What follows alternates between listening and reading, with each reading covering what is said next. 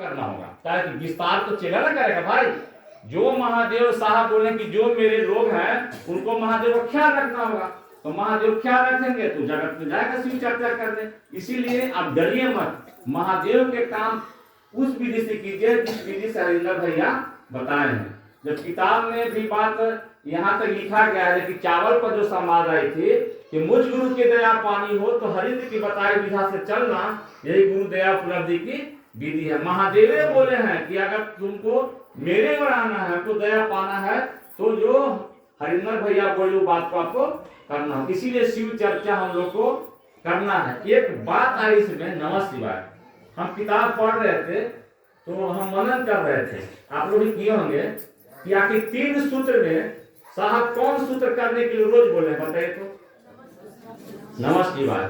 ये चलते बोले हैं कि 24 घंटा में आपको एक दिवारात्रि में एक माला लिखे हैं। ये नहीं लिखे हैं कि 24 घंटा में चर्चा करना, 24 घंटा में दया नहीं लिखे हैं। यानी लिखे हैं किताब में कि एक दिवारात्रि में एक माला से अपने गुरु को प्रणाम निवेदित करने का प्रयास करना है।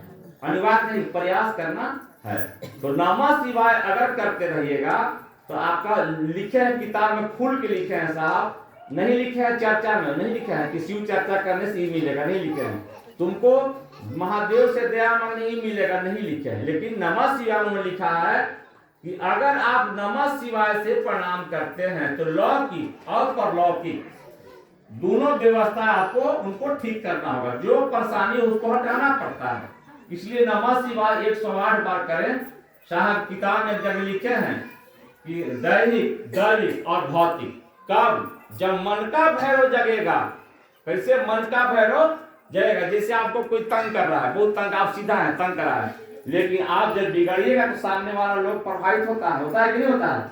ये बिगड़ गया शांत होता, तो शाम में लिखा है कि मन का भैरव जगेगा। अगर मन का महादेव जगे, हमको जगे कि आपको जगे, तो आपका दैहिक कष्ट, मन शारीरिक में ठीक होगा। दैविक जो ईश्वर के द्वारा दंड मिला उसको भी ठीक करना है। और एक कष्ट उन्होंने लिखा है भौतिक। अभी सबसे समस्या भौतिक कष्ट है, मन धन है। सही बता रहे हैं? अभी के जीवन में आदमी के लिए सबसे समस्या क्या है? धन है कि नहीं धन? हम लोग कहानी सुने हैं ना कि माँ भगवती बोली ना महादेव को कि आप जकरा तो ओकरे खाई दे रहते हैं ना, कहता कि भगवान जिसको उसको देता है।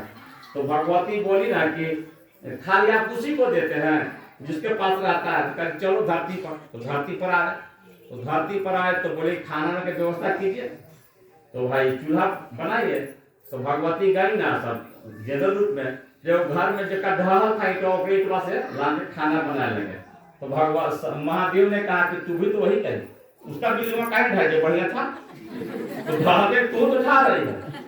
होता है कि नहीं? तो जब समय खराब होगा तो लोग कहता है ना कि हम सोना में हाथ लगे तो माटी हो जाएगी। अभी कहता है बने समय के देवता शिव हैं, इसलिए नमः शिवाय आपको 108 बार करना ही पड़ेगा।